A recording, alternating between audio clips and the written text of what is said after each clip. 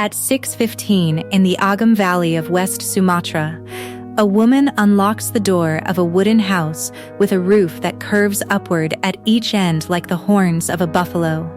The house belongs to her. It belonged to her mother. It will belong to her daughter.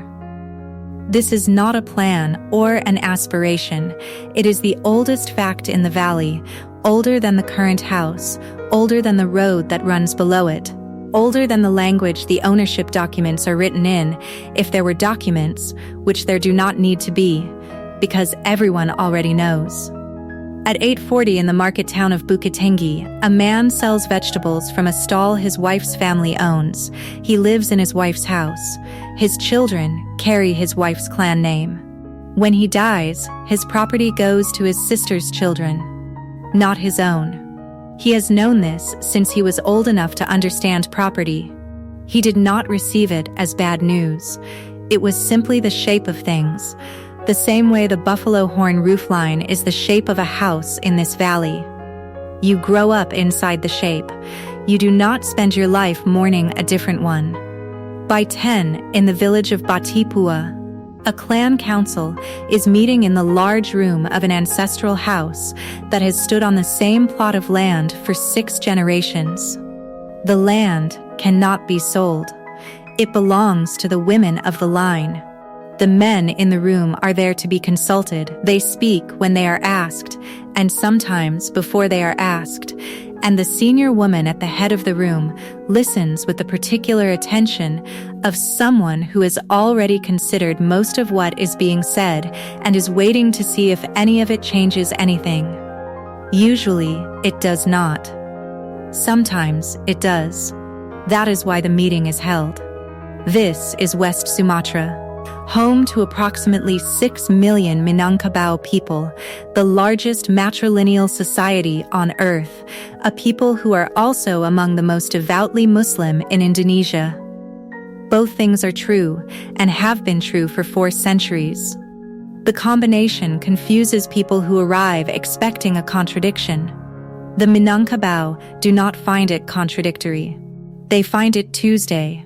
What follows is daily life in a society where the women hold the land, and the world keeps waiting for that to change. The Minangkabau are not a small or remote community.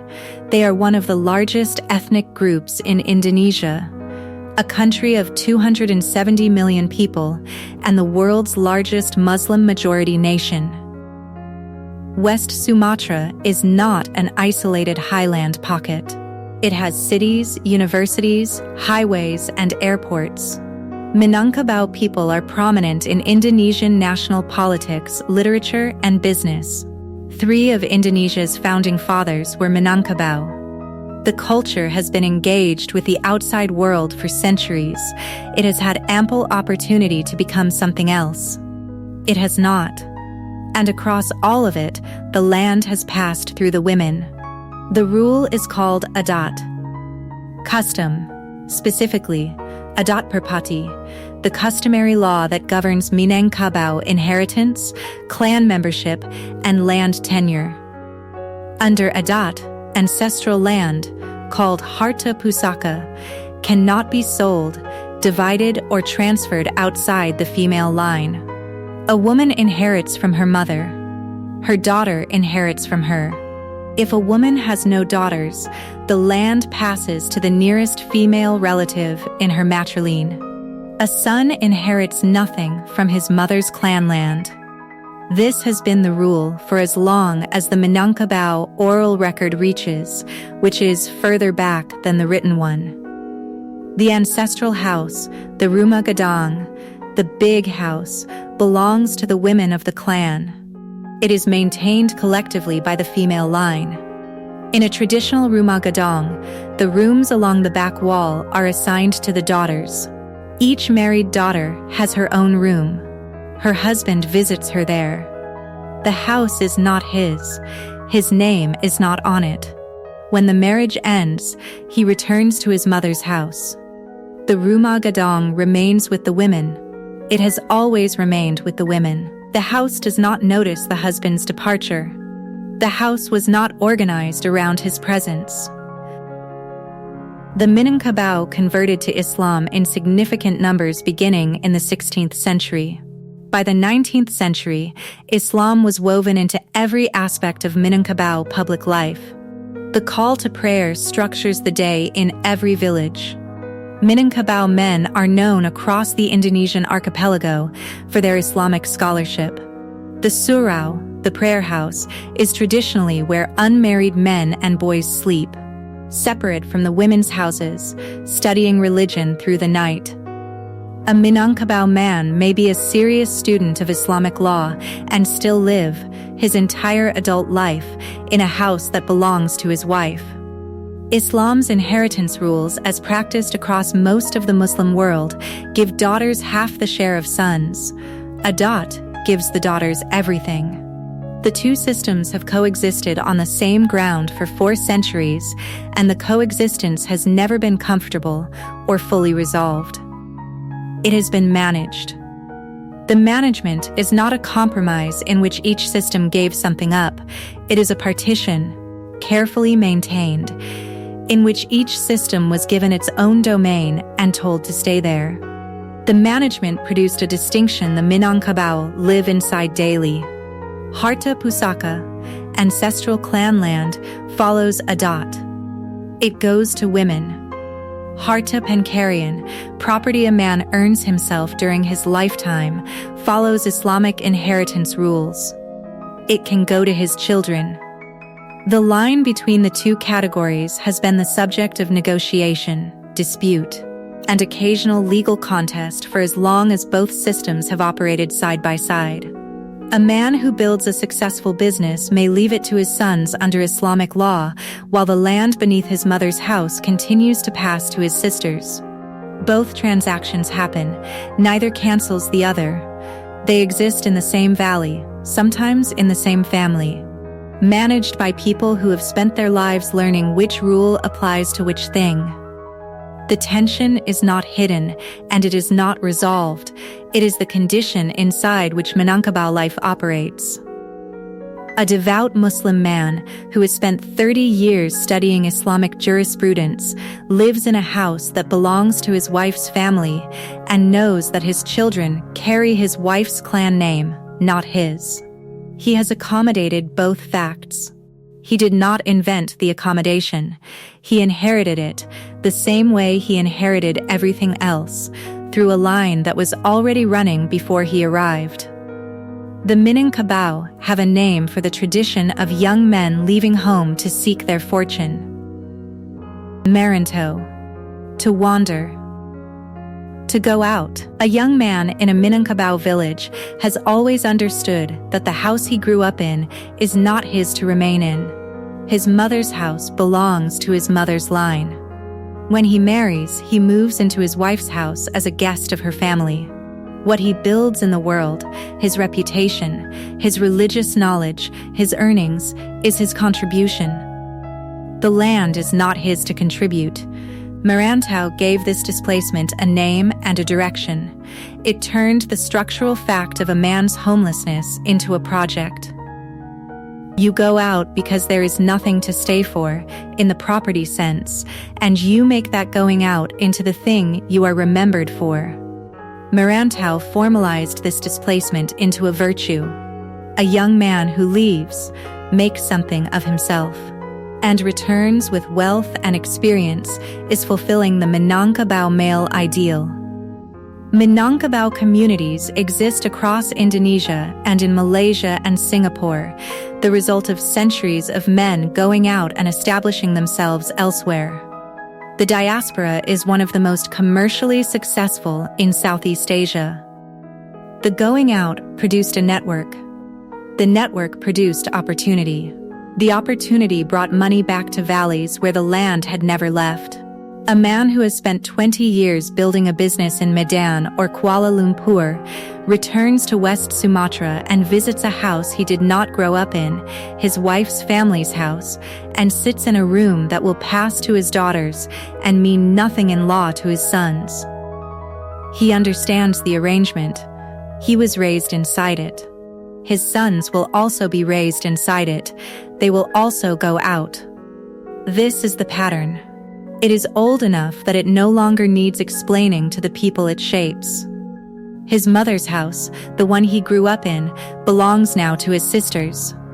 He is welcome there. He does not own it.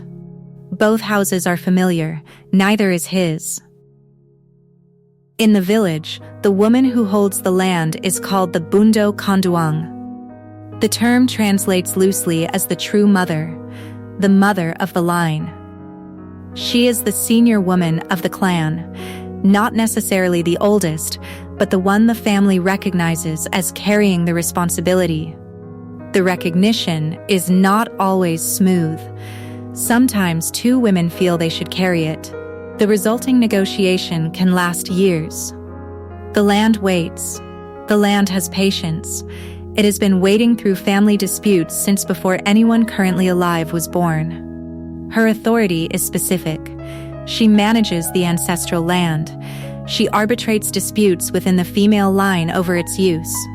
She holds the clan's genealogical memory, who descends from whom. Which land parcel belongs to which branch of the line, which marriages created which obligations. This memory is not written down in most cases. It lives in her. When she dies, it must already have passed to someone else, or it is lost. The passing is not automatic. It requires attention, proximity, the kind of slow transfer that happens when a younger woman sits in the same room as an older one for enough years that the knowledge moves between them without either of them marking the moment it crossed. The male counterpart is the mamak, the mother's brother, who represents the clan in external dealings, speaks in the clan council on behalf of the female line, and is responsible for the welfare of his sister's children. A Minangkabau man's deepest obligations run not to his own children, but to the children of his sisters. He worries about his nephew's schooling. He intervenes in his niece's difficult marriage. He sits with his sister's family at the hearth and feels the weight of their futures as his own, because in the structure this society built, it is. A man disciplining a child in a Minangkabau household is more likely to be the child's uncle than the child's father. A man worrying about a young person's future is more likely worrying about a nephew than a son. The emotional and financial investment that runs between father and child in most family structures runs here between uncle and nibbling. It is not a lesser investment. It is the same devotion directed by a different architecture. This is not experienced as a cold arrangement. A Minangkabau uncle describing his relationship with his sister's children uses the language of parental devotion. They are his responsibility.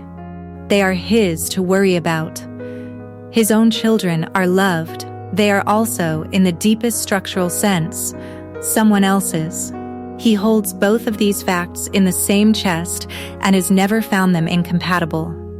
He was not taught to find them incompatible. He was taught that this is what a man is for. Inside the house, a room at the back has been cleared. A wedding is 2 weeks away. The daughter of the house is marrying. Her future husband will move in. His room will be the one beside hers. He will bring his clothes, his books, his habits, and his presents. He will not bring a claim. The house will not change its name. The house never changes its name. In the front room, an older woman is teaching a girl of about 12 to weave the songket cloth, gold-threaded silk fabric that has been made in West Sumatra for at least 5 centuries. The pattern the girl is learning belongs to her clan. Different clans have different patterns.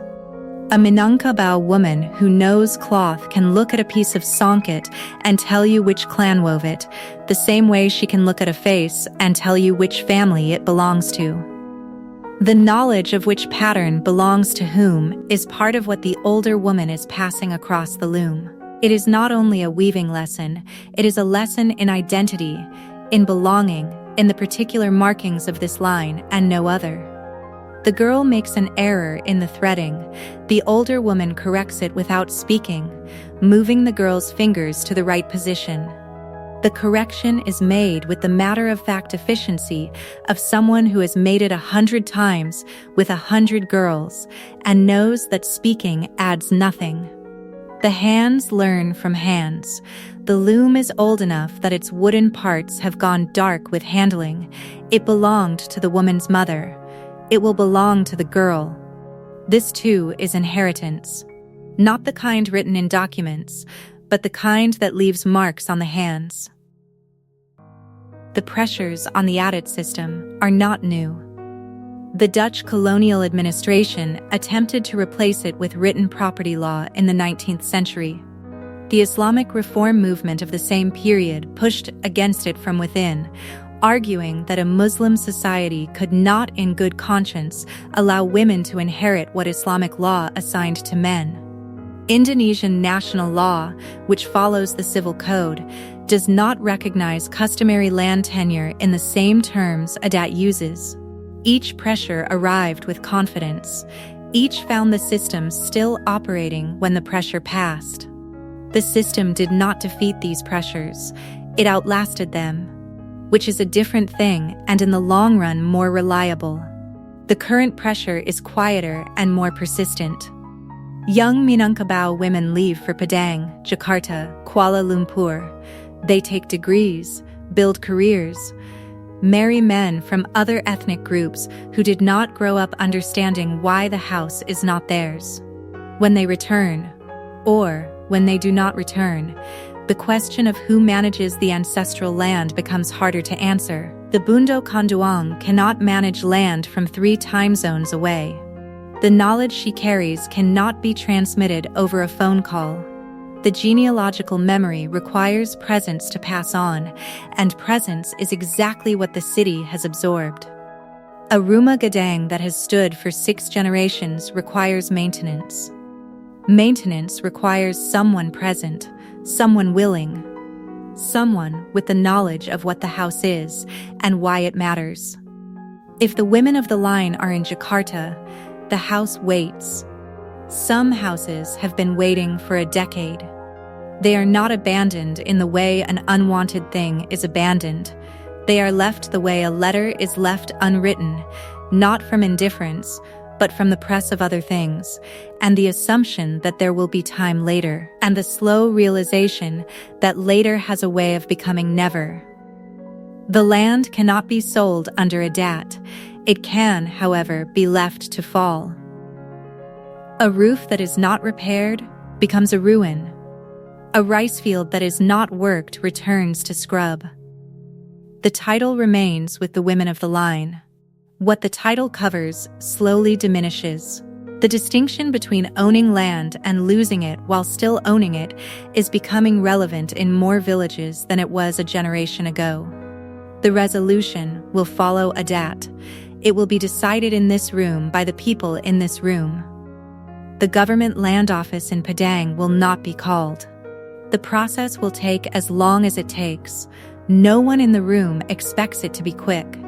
Quick is not the standard. Correct is the standard, and correct requires that everyone has spoken and been heard, and that the decision, when it comes, carries the weight of the room behind it. By the time it is settled, the architect will be back in Kuala Lumpur. The land will still be here. The women of the line will still own it. What they do with that ownership next is the question the rice field has been asking for 8 years. On an evening in the Agam Valley, the light comes off the rice fields in the particular flat gold of late afternoon at altitude. The air is cooler than the light suggests. The rumah gadang on the hill above the fields has its lamps on in the front room. From the road below, the curved roofline cuts against the sky the way it has cut against every sky above this valley, in every season. For as long as anyone in the valley can remember looking up. A woman in her 70s is sitting on the front step. She is not doing anything in particular. She has earned the right to sit and not do anything in particular, and she exercises it without apology. Her daughter is cooking inside. The smell of rendang comes through the open window, slow and dark and correct. Her granddaughter is somewhere in the village, at the age where the village is more interesting than the house, which is as it should be. She will come back. They always come back. 3 generations. 3 women. 1 house. 1 line. The world has been predicting the end of this arrangement since the Dutch arrived with their property registers in the 1840s. The Islamic reformers predicted it in the 1820s. The Indonesian nationalist movement predicted it would standardize away in the 1950s. The economists predicted it would not survive urbanization in the 1980s. The predictions have been regular and confident and wrong with a consistency that might, at some point, give the predictors pause. It has not yet given them pause. The predictions continue. So does the arrangement.